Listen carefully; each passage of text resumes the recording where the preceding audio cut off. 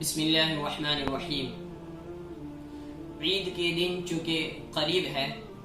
تو عوام پھر پریشان ہے کہ عید کی نماز کا کیا کیا جائے۔ تو اولاً تو بارگاہ رب العزت میں اس کے حبیب صلی اللہ علیہ وسلم کے وسیلے سے یہی دعا کرتے ہیں کہ باری تعالیٰ اپنے حبیب کے صدقے میں پھر سے ہمارے لیے اپنی رحمتوں کے دروازے کھول دیں۔ لیکن بالفرض اگر یہی پابندیاں جاری رہی تو عید کی نماز کا ہم کیا کریں گے؟ تو مختصر اس کا جواب یہ ہے کہ عید اور جمعہ کی نماز یہ 5 وقتی نماز کی طرح نہیں ہے کہ 5 ٹائم کی نماز جس نے چاہا اس کی جماعت کو قائم کر دیا، جہاں چاہا اس نماز کو پڑھ لیا۔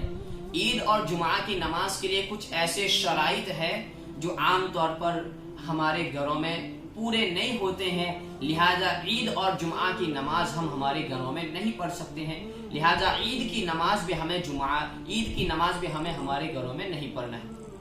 اب جب عید کی نماز کو ہم نہیں پڑھیں گے تو عوام پھر پریشان ہے، کنفیوژن ہے کہ وہ عید کے دن کی رحمتیں اور اس کی برکتیں اور عید کی نماز کا ثواب ہم کیسے حاصل کریں۔ تو شریعت مطہرہ نے ہر موڑ میں ہماری رہنمائی فرمائی ہے۔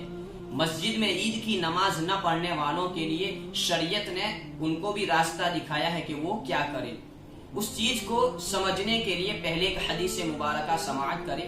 ان انس ان رسول اللہ صلی اللہ علیہ وسلم رجع من غزوة تبوک فدنا بالمدینة فقال ان بالمدینة اقواما ما سرتم مسیرا ولا قطعتم وادیا الا كانوا معكم وفي روایة الا شریکوکم فی الاجر قالوا یا رسول اللہ وهم بالمدینة قال صلی اللہ علیہ وسلم وهم بالمدینة حبسهم العذر۔ اس حدیث میں اللہ کے رسول صلی اللہ علیہ وسلم نے مدینہ شریف میں رہ کر جو لوگ غزوے میں حاضر نہیں ہو پائے ان کے بارے میں ارشاد فرمایا کہ وہ اگرچہ مدینہ شریف میں رہے اس کے باوجود ان کو ہمارے ساتھ سفر کرنے کا، عبادت کرنے کا، جہاد کرنے کا ثواب ملے گا۔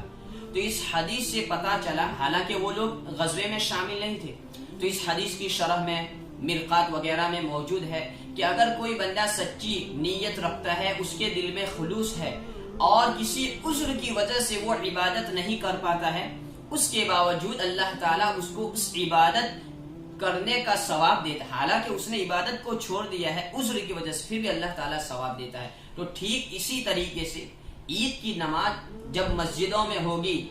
جتنے افراد کو اجازت ہوگی وہ لوگ جائیں گے، اور بقیہ جتنے بھی افراد ہیں، جو بھی حضرات ہیں، ان کی نیت یہی رہتی ہے کہ ہم بھی عید کی نماز پڑھیں، ہم بھی مسجدوں میں جائیں، اور ان کو اس عید کی نماز چھوڑنے کے تعلق سے ان کو افسوس ہوتا ہے، ان کو حسرت ہوتا ہے۔ تو عبادت چھوٹنے پر حسرت